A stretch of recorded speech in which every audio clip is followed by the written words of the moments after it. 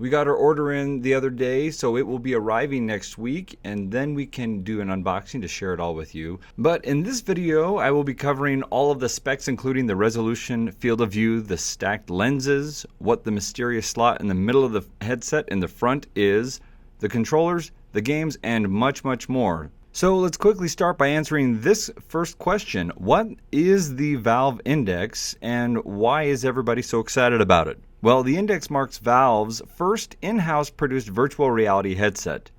Previously, Valve would closely work in collaboration with HTC to develop the Vive and the Vive Pro, but this time they're breaking away and doing it themselves to produce what they're calling the best-in-class VR experience. Many other people are also calling it the best-in-class VR experience. Valve is a very interesting company that is very secretive, and so when they bring a VR headset to market, you know it's going to be interesting and definitely going to shake up the competition. Okay, now let's start talking about the specs of this headset and see how it stacks up against the other headsets on the market. Let's start with the optics. The Index has two ultra-low persistence 1600 by 1440 pixel per eye LCD panels, which is the same resolution as the Vive Pro and Samsung Odyssey. It's interesting to see the market moving away from OLED over to the LCD displays in the VR space.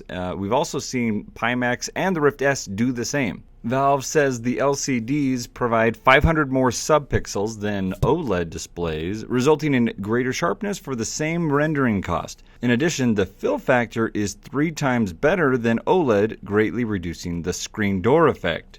Index also has a wider field of view, around 130 degrees. That's 20 degrees more than the current Rift and Vive. Pimax still has the widest field of view for a consumer VR headset, coming in around 170 degrees of field of view. One of the most exciting parts of the Index optics is the refresh rate. The Index can provide 80 Hz, 90 Hz, 120 Hz, and an experimental 140 Hz. We can't wait to try out the 140 Hz and see what VR looks like at that extremely high refresh rate. The next part about the Index optics that we want to cover is the stacked lens design. It uses two Fresnel lenses, one on top of the other, and they're canted outward by 5 degrees so they don't sit level with your eyes. Again, this is the first time we've seen something like this in a consumer VR headset. You can see the stacked lenses represented in Index logo. The two semicircles represent the two lenses, and the circle represents your eye. Now let's talk about the ergonomics and design of the headset. The Index features a head strap which resembles the Vive Deluxe audio strap with a ratchet gear system to tighten it up in the back. The face and head cushions feature a gray material which is the same material found on the knuckle controllers, which is a high-quality woven antimicrobial fabric. The face gasket for the headset is also replaceable with a magnetic interface for easy cleaning and swapping, which is an awesome touch to make it so that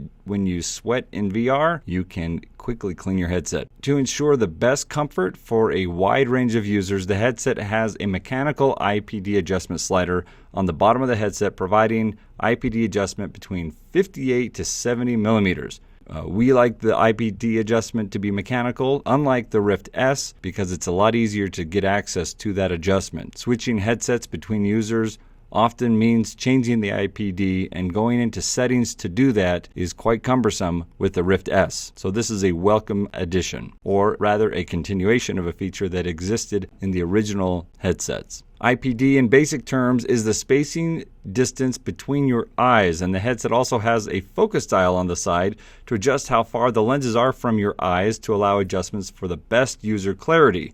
On the lower front of the headset, there are two front-facing cameras. These aren't for tracking. They provide full-color stereo pass-through. This is a welcome feature, as this works really well on both the new Oculus Quest and Rift S headsets. The Index ships with a 5-meter cable from the headset, with 1-meter breakaway cable featuring DisplayPort 1.2, USB 3.0, and 12-volt power input. The Index also features the best-in-class Lighthouse tracking system, as we've seen used previously on the Vive and Pimax headset. These are 2.0 Steam VR base stations. Although compatible with the original base stations, you can order it with the new SteamVR 2.0 base stations developed by Valve themselves. It also seems you'll get 2 stands for the Lighthouse included in the complete bundle if you don't want to mount them to your walls.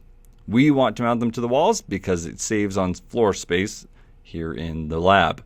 The audio solution on the Index is really quite unique in that although it looks like it's an on-ear headphone, it isn't on your ears at all. The headphones actually sit off of your ears. According to Valve, no physical contact with your ears means cooler temperatures and improvements in comfort for prolonged sessions in VR. Valve says with this design, virtual sound sources appear to come from the environment around you rather than from inside your head. We aren't quite sure what that means. We just don't know. Although you can also use your own headphones by using the 3.5mm headphone jack if you wish. We do miss the original headphones on the Rift that came included, and the new Rift S and the Oculus Quest are leveraging an entirely different audio experience with the audio coming from the head strap itself. We'll see how it performs when we get our hands on it next week. One of the most exciting and somewhat mysterious parts of the headset is the rectangular recess that's in the front of the headset.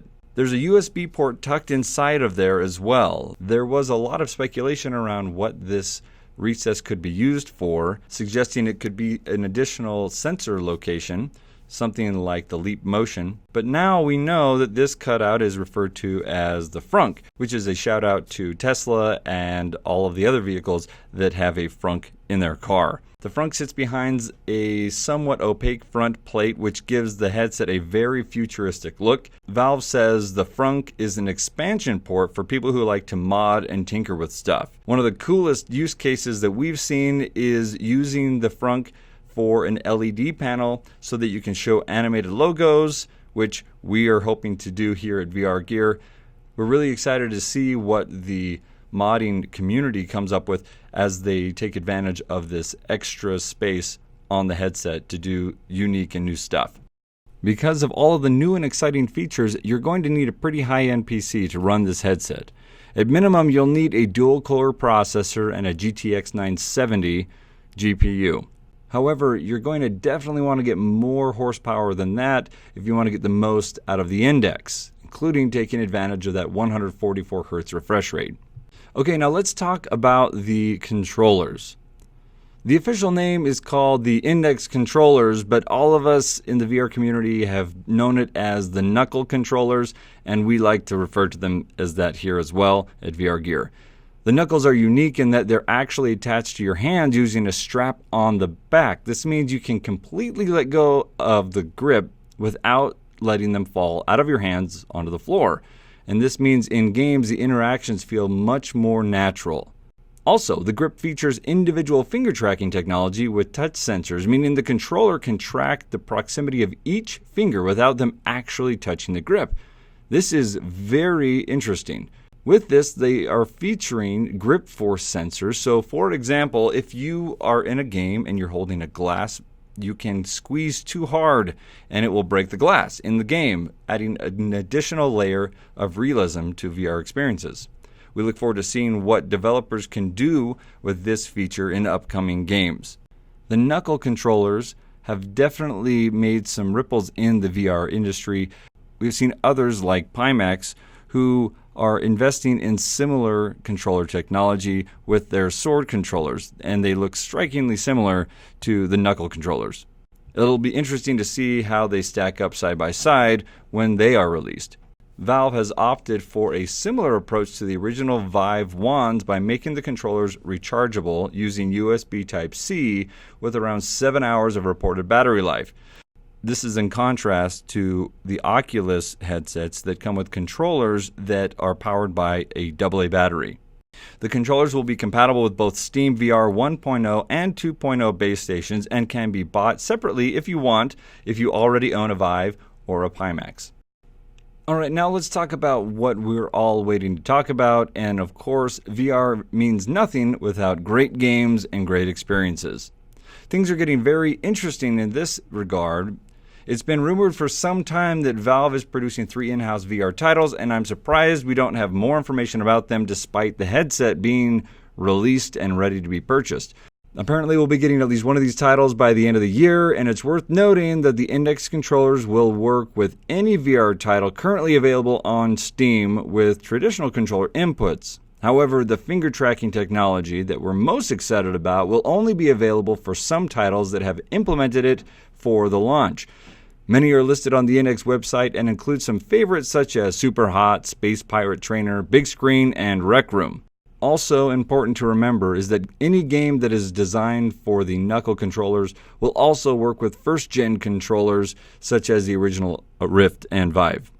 Two of the most interesting titles which offer Knuckle integration at launch are Boneworks and No Man's Sky. Boneworks is being developed by Stress Level Zero, the VR developers behind Duck Season and Hover Junkers. Even if Valve does not provide us with a Half-Life VR game, Boneworks looks like it's shaping up to be the next best thing. It has some amazing physics interactions, crowbars, and mechanical head crabs, and we are really excited about what that means for the new Knuckle controllers. Okay, finally, let's talk about pricing for the Valve Index. Despite the high price tag, the Index pretty much sold out within the same day that pre-orders became available. And now when you order it, it takes about a week for delivery if you're ordering the full bundle. Delivery times are longer if you're buying individual a la carte items like the controllers alone, or the lighthouses alone, or the headset alone. If you already own a Vive Pro, or a Pimax, you can simply buy the components a la carte, as the new Knuckle controllers will be compatible with any Steam VR headset that supports lighthouse tracking. You can also purchase the Virtual Link adapter, which converts the DisplayPort and USB to a single Virtual Link connector, which is a feature of the new NVIDIA 20 series graphics cards, but we'll see this technology in more graphics cards in the future. We are interested to see if this new Virtual Link connector will work with other headsets like the Rift. Either way, the new Rift S was released with the same DisplayPort USB configuration, and we're hoping that more headsets will come with the Virtual Link as a default connector in the future. All right, and that's it. We are so excited to get the Index in our hands this coming week, and when we do the unboxing, we will be sharing the details of it with you and what it's like to experience the Index in person.